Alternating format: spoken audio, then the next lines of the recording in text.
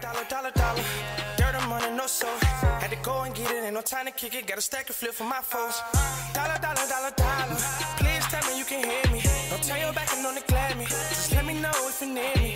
Dollar. Let me watch out for my partners. Keep my money long, get my team strong. Let me run away from my problems. Yo, what's good, original crew? It's your boy DJ New Kid, your girl. Sierra Nicole. Back on the channel, man. We got another Patrick CC, man. We got the brutal lies of Shia LeBeouf. Have you ever kept up with any drama he was in? I know he was into this a little bit at one point, but he is a part of one of my favorite TV shows growing up of all time. You know what I'm saying? Well, I only have one childhood growing up, so I guess it is a lot. But Even Stevens is one of my favorite shows for real. I'm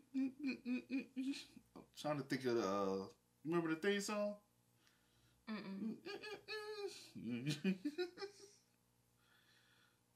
I'm trying to remember because he got the cartoon, you know what I'm saying? What's I can't think of the definition of what they are. But with that being said, before we get into it, find out this information, make sure you check out the links in the description box. Down below. You already know where to go, man. You want the first part, you got to do is check out down below. Also, if you enjoyed today's video, like it with a thumbs up. That's all we ask, man. Let's go. Let's check it out. Let's see what Patrick's talking about, man. Let's roll it. The child star curse is a story we have heard time and time again. The young star discovers their innate gift of performing, or they have an image that perfectly represents a producer's vision. But children are naive and are very susceptible to mistreatment. Then the parents might abuse their power over the child. They might feel entitled to their money, or sometimes they are just jealous that their child is more successful than they ever were. Shia LaBeouf's story follows a similar narrative, but recently we found out that it might all be a lie. A sensation. He looked like a little bad boy, don't he? Hey, who would you say, what's his name? Justin Timberlake is one of the most successful, child stars. That had kept a majority clean image of his whole career. You know what I'm saying? Because I remember when he was on, the Disney, the Mickey, you know what I'm saying? You said one of the? One of, yeah. One of the. Yeah, I ain't saying he the only one, but I'm just saying one of the. I say so. Narrative, but recently we found out that it might all be a lie. A sensationalized narrative to not only make money, but try and protect him from his wrongdoings.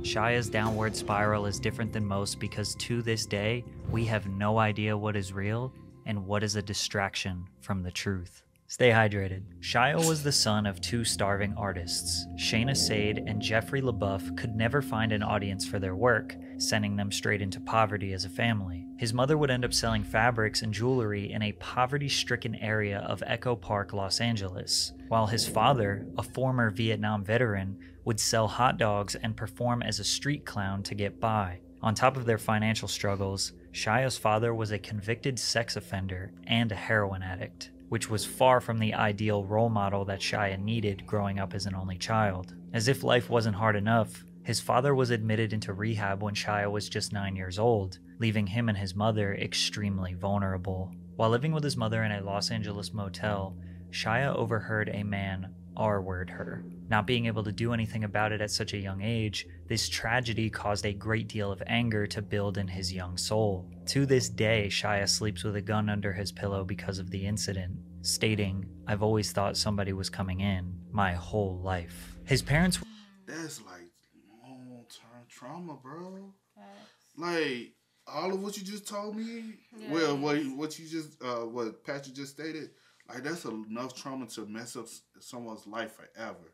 You know what I'm saying? Parents, how the parents are dealing with a dad who's, you know what I'm saying, left you now, you know what I'm saying, the struggle from, I never knew any of that information. And anybody would deal with life drama and struggles because you got to have a therapist after all that. You know what I'm saying?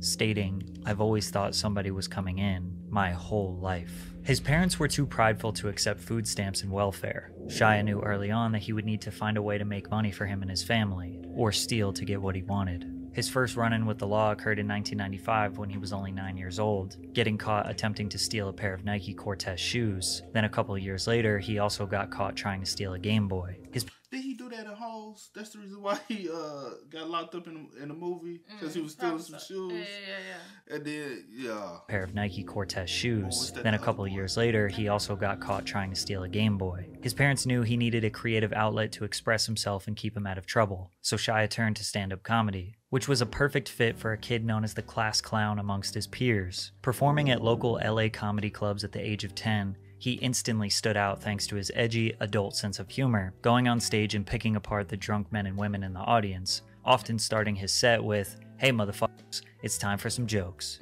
Shia thrived in stand-up, but it wasn't going to pay his family's bills or get him the sneakers he wanted. He needed to think bigger, and that's exactly what he did. On a trip to Malibu with his dad in 1996, Shia met a kid wearing expensive clothing that he could only dream of affording. Shia asked him, "What do you do?" which led to the kid responding with, "I'm an actor," and that was all Shia needed to hear. Shia began looking up talent agencies in the Yellow Pages, calling them and pretending he was his own manager. Although they weren't buying the shtick, one of the agents was charmed enough and she took a shot on Shia and signed him, quickly propelling his career and helping him earn small roles in commercials. It's been tough. Very tough. Yet you kids are eating lots and lots of Oreo O's. Yeah. What's that? He also landed some minor roles in Freaks and Geeks and X-Files. Somehow, he found a way to make it in the spotlight that his parents always desired, with no formal acting or training whatsoever. After grinding smaller roles for a few years, he would finally get his big breakthrough in the year 2000, landing the lead role in the show Even Stevens on the Disney Channel. And you're not shy. I read somewhere for the Even Stevens at the audition, you scared the other actors who were waiting to audition by telling them, "Got it wrapped up, it's mine." I wanted it so bad. I would like walk around. I was like, "Listen, man, I know what you're auditioning for. I already got the part, you know." And I did. I eventually got it. It was all luck. Shia played the role as Lewis, who is viewed as immature, rude, lazy, selfish, carefree, and extremely mischievous. He concocts elaborate schemes and inventions to make his life easier. This show, as well as Lizzie McGuire, were the first two Disney Channel live-action shows to pave the way for the iconic early 2000s Disney Channel hits. Even Stevens was a smash success. Shia would go on to win an Emmy Award for his role as Lewis Stevens in 2003 and became a household name thanks to the show, with directors in the industry comparing his acting potential to stars like Tom Hanks and Gene Wilder. The show would have gone on longer than 3 seasons, but Disney famously has the 65 rule, where they will cancel a show no matter what after 65 episodes. Which is so dumb, bro. Like, that show was such a hit. Facts. Like, you never, even Lizzie McGuire, That's So Raven, all those shows ended too early because I agree. y'all just didn't want people to, produce so much where people get tired of it. Y'all wanted to, all right, after we get up to here, it's going to leave a mark. Yeah. No, like, you know, when we was young, we was still thriving for that shit. You know what I'm saying? We was upset. Like, come on, bro. Give us our shows. Despite Shia having this big breakthrough, his life was far from glamorous. He had to live closer to where the show was being filmed, so he left his mother's house to go live with his father. He says his father was abusive, both mentally and physically. One time, Jeffrey allegedly held a gun to Shia's head in a Vietnam flashback. On top of that, the two lived in a $45 per night motel while he was filming Even Stevens. Disney Channel was known to pay their cast pennies compared to how popular the shows were. But whatever Shia was getting paid, he was using it to keep his family above water. He was merely surviving. Riding the success of Even Stevens, in April of 2003, Shia's career would continue to reach new heights with the release of the film Holes. The film generated $71.4 million worldwide and would open the door for Shia to blockbuster roles on the big screen. He started popping up as a tertiary character in a big film every year. Dumb and Dumberer, Charlie's Angels, I, Robot, Constantine, Bobby. This led to him earning lead roles in The Greatest Game Ever Played and Disturbia, which grossed $118 million in worldwide box office. But one role was about to take him to superstar heights: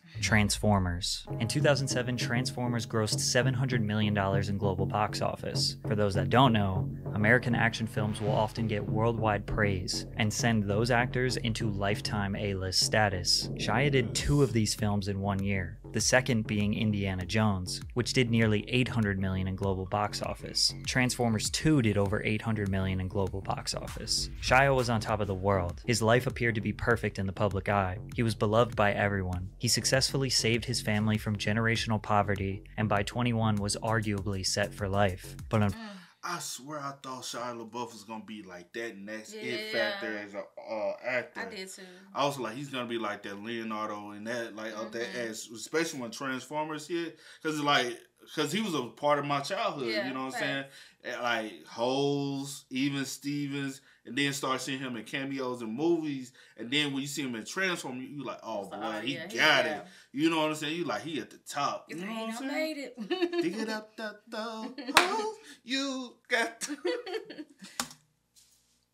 Saved his family from generational poverty, and by 21 was arguably set for life. But unfortunately for Shia, his past was beginning to creep up on him. LeBeouf was arrested and spent 2 days in jail after attempting to stab a neighbor in Van Nuys. In the very same year that Shia was hitting the red carpet with Megan Fox for the premiere of Transformers, he would spend 2 nights in jail for attacking his neighbor with a deadly weapon. Anger and alcoholism, a result of his troubled childhood, was starting to take over his life. Arrested in November of 2007 for misdemeanor criminal trespassing while refusing to leave a Walgreens, he described the incident, "My logic was off, to say the least. Again, I'm on the sauce." By on the sauce, he means alcohol, his go-to vice that would become a big problem later on. He was arrested on suspicion of drunk driving in Hollywood in the summer of 2008, and in 2011 he got involved in a brawl outside of a Vancouver bar. He was slowly starting to derail, like many of the child stars that came before him. He earned $15 million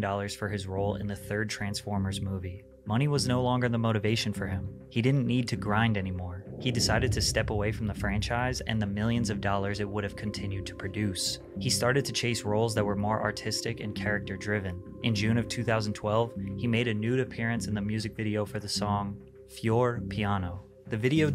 You know what? One thing I'm noticing out of all of this is that once he got older, that's when a lot of stuff started happening. Once he was able to get out of his parents' shell. Yeah. And then the money is there now, so I can now I take care of myself, but now I'm also on my own. Yeah. So it's like I've dealt with so much trauma as a child. Yeah. And then now I'm having these riches and success, and immediately I'm away from my family. You know what I'm saying? Because his dad trauma trickled to his trauma. You know what I'm saying? Because of what his dad went through, his dad's struggles from being a war veteran. You know what I'm saying? Also, and even put him through as far as the abuse and stuff. The abuse and stuff. It's infected him. So at a young age, also now I'm 21. I'm getting introduced to alcohol. And I'm going into this life fast. Boom, boom, boom, boom, boom, boom, boom. You know another person who kind of remind me of his character as far as acting wise? Lip from Frank. Lip. What's the show? South Side of Chicago. Dad, Drunk Frank. Oh. Drunk Frank. But I'm saying Lip from there. Yeah, you said he put you in a mono? Yeah, the way they act puts me in the way they act puts me in the same mind space. Because when I see him, I'll be like, yo, he reminds me so much of Shia LaBeouf. Yeah. As far as an actor, I don't know why. Yeah, I get what you're saying. But he put me in a headspace. But also, he's starting to do stuff that reflects his. I'm talking about now, Shia LaBeouf. Yeah. He's starting to do more things that reflects his past and his trauma. Because that's his comfort now because of trying to deal with it.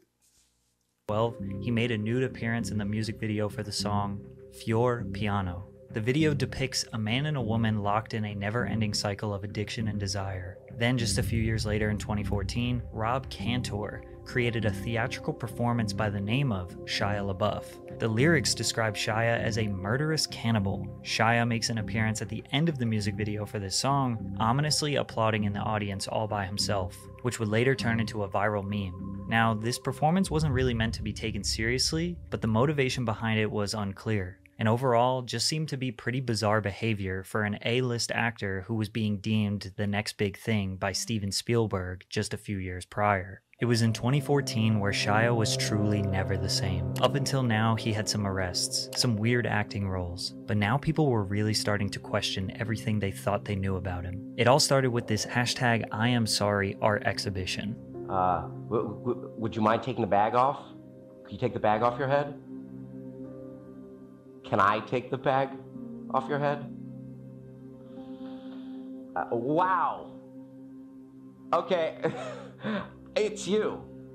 Hi, Shia. I Am Sorry was hosted in Los Angeles in early 2014. Shia was dressed in a suit with a bag over his head that read, I am not famous anymore. Fans and spectators paid to sit into a tiny empty art gallery where he was seated, and one at a time they filed in and they were allowed to say whatever they wanted right to his face. Oddly enough, he didn't say anything back the entire day. All he did was sit there and cry. This exhibit was a follow-up to his strange red carpet appearance for the premiere of the erotic art film Nymphomaniac, where he wore that exact same paper bag. Conspiracy theorists said that this was an Illuminati embarrassment ritual. His fans said that it was genius performance art, but most people thought it was another story of a child star gone mad. This stunt came just months before his most famous arrest. Shia was at a local New York City bar where he was Would you say it's more of a representation, like a mental breakdown? Or like he's trying to seek like some type of, you get what I mean? I mean, yeah, you can kind of like speculate stuff, but if not having a conversation with him and honestly knowing why. But he's not communicating with I know, that's what I'm saying. So you would never really know, I guess. You would just speculate. Or at this point, does he need to communicate? I'm saying it's that point in his life. I feel as though he needs to communicate with someone. Someone needs to reach out to him and say, I don't want the publicity. I just want to see what's going on with you to be able to, so we can help heal you and get you back on the path of your life. Right. Like what you went through your parents' life is not your life. Mm-hmm. Now we got to get you back on the track of your life and your success in life. Whiskey and watching the World Cup, he stumbled into a New York cabaret where Alan Cumming and Michelle Williams were performing. LeBeouf was smoking cigarettes inside the theater and shouting obscenities. He even allegedly slapped Cumming's butt as he walked by him during the performance, and cops arrested him during intermission. At this point, nobody really knew why Shia was behaving like this. You seem to have gone crazy since the last time I saw you. It does seem that way, doesn't it? Yeah. Yeah, I guess I have. But he opened up to Interview magazine after these antics, which changed some people's perspective of him. The only thing my father gave me that was of any value to me is pain. This was revealed by Shia in a 2014 interview, pulling back the curtain on the darkness of his childhood. My greatest and my worst memories are with my father. All my major trauma and major celebration came from him. Shia was living the classic example of a child star who was manipulated and scarred by his parents. Suddenly, his antics and public freakouts made sense, but Shia's closing statement of this interview was maybe too transparent. I've been a runner my whole life, running from myself, whether to movies or drinking and drugging or calamity or whatever it is. I've always been running. I'm a dude who loves delusion. It's why I love being an actor. I never have to actually look at myself or be faced with my shit or take responsibility. This statement, shockingly honest and self-aware, would come back to haunt him years later. 2014 was also Shia's last major film, Fury, alongside Brad Pitt, which secured nearly $200 million in the box office. He became too risky for production studios to work with, not knowing when his next public fiasco will be, which was in 2015 when he was arrested for public intoxication in Austin, Texas. He also managed to outdo his previous meme with a new one. He filmed a 30-minute motivational speech in front of a green screen and posted it on YouTube, in which the internet had a field day with. It's time to do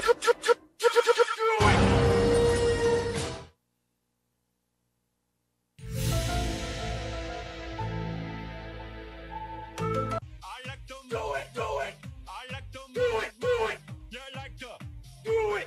But his next art project was inspired by Donald Trump's inauguration in 2016. This one would test Shia's sanity. Shia's art group launched an art installation in New York, just outside the Museum of the Moving Image. The project was called He Will Not Divide Us, and the goal was to live stream every single day of Trump's first term as president, bringing people together in a time of division, chanting the phrase, "He will not divide us," in front of a webcam set up outside the museum. Unfortunately for Shia, this project only lasted a couple of days before internet trolls and 4chan users would turn up in real life, appearing on the live stream with the intention of pissing off the actor and trolling his project, which is exactly what they did. He will not divide us! He will not divide us! He will not divide us! He will not divide us! Ours must ensure the existence of the white people. He will not divide us! He will not divide us! He will not divide us! He will not divide us! Realizing that people were just going to keep showing up and trolling his message, Shia reimagined the project. Instead, he put a "He Will Not Divide Us" flag up in the middle of nowhere, with a 24-hour live stream so people can go online and look at it. 4chan users were determined to ruin his project, and it only took them 10 hours to do it. They tracked Shia's most recent location using photos that he was tagged in on Instagram. Then they analyzed wind patterns, the sounds of frogs singing in the background, and the constellations in the sky to figure out where this flag was waving. And in 10 hours, they took down the flag, replaced it with a MAGA hat and a Pepe the Frog shirt, and trolled Shia off the internet for a while. But before his exit, we got some bars. I thank God Almighty that I'm... That is so weird, bro. That ain't gonna hold you, bro. Like, ever since, like, the internet stage, people feel as though that, like, they get a thrill and seeking, and I don't know if they desperate for attention. Mm-hmm. And it's mostly people who don't get attention who wants to be trolls. Yeah. But, you know, like, the craziest thing is when you troll them back, they get in their feelings, start crying, and wonder, and play. My thing is, because we get a lot, even in our comments, and then if I say something back to you, a lot of times, to be real, I be trolling most of the time when I respond back to you, because I really don't care. Yeah. But I kind of want to give you a taste of your own medicine, but when I say something back to you, then you're the problem. Now, you the victim, but you started it. Yeah. So it's like somebody throwing a rock, then you get buzzed back with the rock, and you want to go cry and tell the teacher, which most trolls were always those kids in school that want to go tell the teacher. So now y'all can hide on the internet, but now y'all go, because you saw how dude kept going up into Shia. He wanted Shia LaBeouf to touch him because he's seeking a response. He's seeking a physical, so I can sue you. Yeah. You're not like, bro, leave the man alone. The man's not bothering you. Why are y'all coming to bother him? But nobody understands the mind of trolls besides trolls. Most of the time, y'all seeking attention on the internet because y'all parents didn't give you the attention. So, troll your parents, man.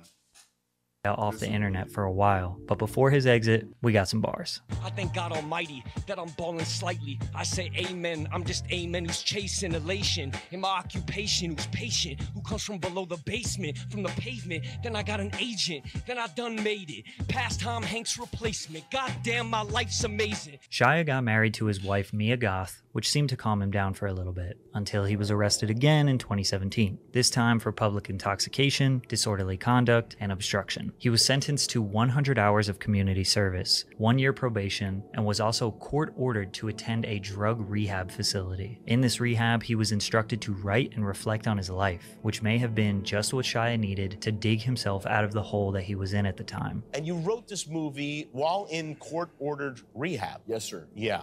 Which is, did you say, hey, I got this time, I'm going to be in here, I'm going to do this? Was this something you set out to do? Well, they said you have PTSD, you got to start writing. This is how you get to the solution. The only way out is through. So I started writing all these dark chapters, of my life, and it wound up being this script form thing. Sent it to my friend, became a movie. Honey Boy would eventually hit theaters in 2019, telling the story of Shia's childhood and his relationship with his father. His self-reflections in court-ordered rehab had transformed into a full-length feature film, completely revitalizing his career that he thought was over. However, before moving forward with the script, he needed his dad's approval, which wasn't the easiest thing to do since he hadn't spoken to his father in nearly 7 years. Initially, when he reached out to his dad about the script, he said that Mel Gibson would be playing him in the film, helping to convince his dad to give the movie the green light. Little did Jeffrey know, this was a blatant lie, and Shia would be taking on the role of his abusive father. We weren't on good terms, so I lied to him and told him, hey, Mel Gibson's gonna play you, son, right here. Honey Boy successfully got Shia his reputation back. There was never a doubt that he was a great actor, but this film made it seem like Shia reconciled with his troubled past and was ready to change for the better going forward. If you can tap into how you can use your suffering to help other people, that is maximum joy.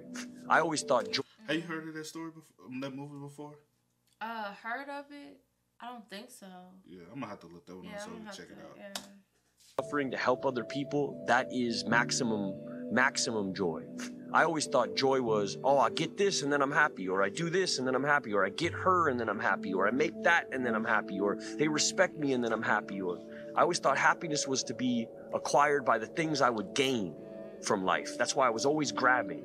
If I knew early on that happiness actually is in me offering all of my suffering up for other people as an instructive thing or as something that could benefit man, then I maybe would have lived my life differently. Unfortunately, this redemption only lasted temporarily, as more harsh realities would get exposed. One of Shia's co-stars on Honey Boy was an actress/singer-songwriter by the name of FKA Twigs. Shia's short marriage was already in murky waters, and the two would instantly hit it off. They started dating shortly after the filming of Honey Boy in 2018. Shia had a history of rocky romantic relationships, yet this relationship turned out to be more toxic and dangerous than the rest, culminating in a lawsuit at the end of 2020, where FKA Twigs sued Shia for sexual battery, assault, and infliction of emotional distress. She would detail terrifying situations he put her in. He was driving recklessly, removing his seatbelt, and threatening to crash unless she professed her love for him. She also says that Shia gave her an STD when he knew he was infected. FKA coming out also empowered pop singer Shia to come out as well, stating that she too had experienced abuse from Shia, calling him a pathological liar. People found old footage of Shia after an argument with his ex Mia Goth, saying that he was about to kill her. If I'd have stayed there,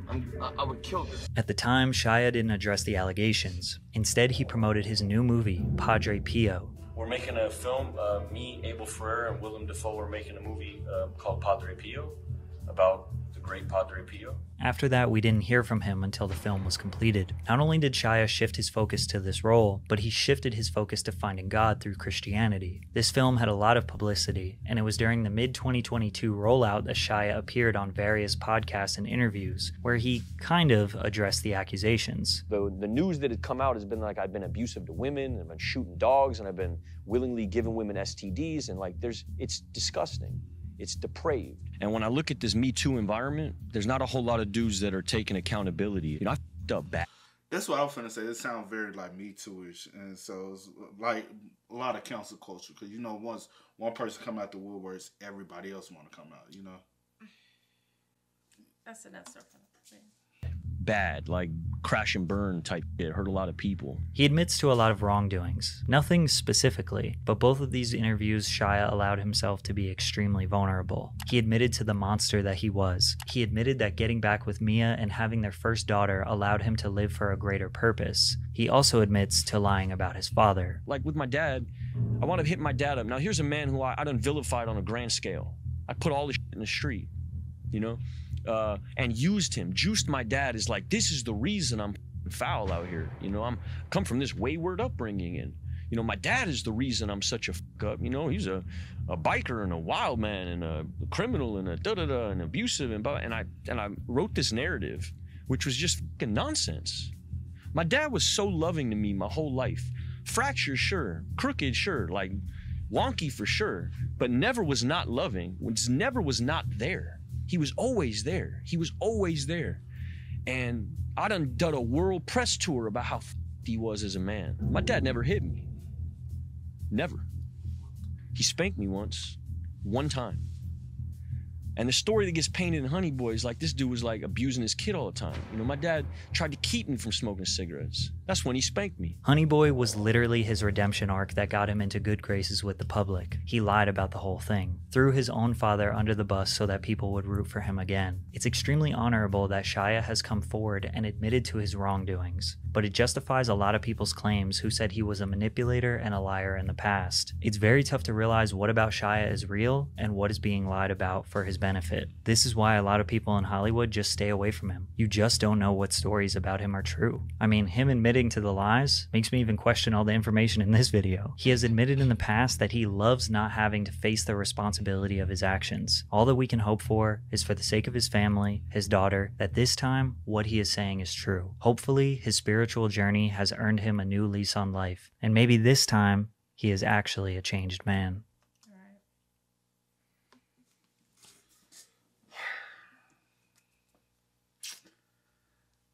Well, Patrick just did say at the end, like, you don't know 100% what's the truth. Yeah. Or what's a lie.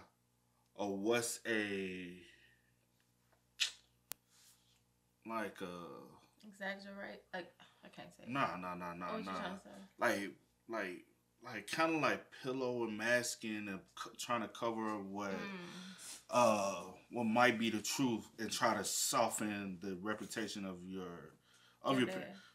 Where's his mom at now? That's another question I have. You know what I'm saying? I understand some point you had a falling out. Well, you never had a falling out with your mother. You kind of more moved in with your dad. Your dad became that main parent figure in your life because of your early success with Disney. Yeah. So you had to be closer, and your dad was just closer. Yeah. So is it possibly that everything you told in Honey Boy is the truth? It's just now that you might be on the verge of making amends with your dad. So you're trying to say, hey, my dad isn't that guy, so if you see us out, don't look at my dad as that guy. Because he's trying to probably mend their relationship. Turn them to leave and just like... And so you don't want that reputation of your dad being out there, but it's like now it's too late because everybody had this image in their head. So my thing is, you said your dad never touched you. There's other ways of abuse besides physical abuse. It's the lashing out. Because at one point, you said he was emotionally or verbal or whatever. Yeah, well as I guess physical, but you said you saying he only spanked you once. And you really never said your dad was 100% physical abusing to you. It was more of his action and the things he did. Besides pulling the gun out on you, even pulling the gun at you is technically not physical. It's still emotional damaging towards you. So a parent could still not physically touch you to cause trauma in your life and abuse in your life. Or be psychologically abusive. Yeah, stuff like that. Even seeing him might have an altercation with your mom is causing you trauma. Yeah. And emotional damage. So we don't know what's the truth. Yeah, you don't. Only thing I can say is I would love to see him get help. A lot of these child stars, I would love to see them get help. You know what I'm saying? Because that's the one thing, even sometimes when they do get help, I feel like they get help, they get on a better path, and I feel like then people start letting their hand off, and it's like, okay, now you're on your own. Yeah. You know what I'm saying? And they can kind of carry themselves for a little while, but I feel like you still got to do check-ins. You know what I'm saying? Because even with Orlando Brown, I feel like we recently seen him do a relapse. He was looking like he was doing good. Everything's looking great. Yeah. Even Lindsay Lohan just announced that she's pregnant. Did we see that? I did. I swear I thought I just saw Lindsay Lohan. But I was like, okay, you know what I'm saying? I applauded that because it seemed like progression. But you can talk on it while I try to look up this. No, I don't really have much to say, but I kind of agree with Patrick in the sense of now, because at first I'm like, you know how like when someone is telling their story and you just like, I guess feeling like a lot of like, I guess remorse or pity for him or something because because you're like, dang, like you went through a lot and you're trying to overcome, and now this stuff is like, because people don't understand, like, because a lot of people like growing up or like parents or per se, like they do things and think that, oh, this is just what it is, not knowing that trauma follows a child for ages and ages and ages, especially like if you say if you don't get help or whatever. And so with him, I'm feeling like, dang, like And it sounds like excuses being made. Yeah, like at one point I'm like, okay, it's these excuses. I'm like, okay, but then I started them like, I know people that have been through so much, but they have overcome things. Because you have to like make up in your mind that I am not going to let this be. You know, it's not going to be a repeated cycle. It's not the end all. It's not the end all. Like I'm going to break this cycle here, and sometimes that's going to be that. And sometimes they in life they'll get to a point where they like, I don't want to say this is what causing me to, so I don't want to put the blame on nobody. I need to be able to like tough it out and carry my own weight. That now the things I might have be dealing with now is my fault. It's not nobody else's And I know fault. it's easier said than done for a lot of people. Yeah. You know what I'm saying? But for right now, for just the ending part, because I don't know what we in 2023. I don't know what he's doing now or where he's at in his life now. But I'm hoping things are on the up for him. Because I said it does seem like when you went to rehab, you was able to have a clear mind. Yeah. And I think like certain people you brought into your life after that fact was a triggering point to get you back into. And it's always the company. Sometimes it's the company you keep. Yeah. Your company you keep, you might connect with them, but if they're not respecting the fact that you're still doing a healing process, they're not the company you keep. Yeah. You know what I'm saying? Because some people will come around and you can connect and vibe with them so much. Yeah. But they don't respect the situation or even try to understand your life and your situation. Yeah. Oh, also, yeah, she did announce pregnancy. She's pregnant with her first child with her husband. So congratulations. Like you can see people try to bounce back, but I do think, you know what I'm saying, some people it's gonna take longer, aka like Britney Spears. I see she's trying, and I don't know what the situation is, but you can only hope the best for these people. You know what I'm saying? Even Orlando saw him bounce back. I was happy that, you know what I'm saying, he was making a full recovery. I think he does have an addiction even to online. Yeah.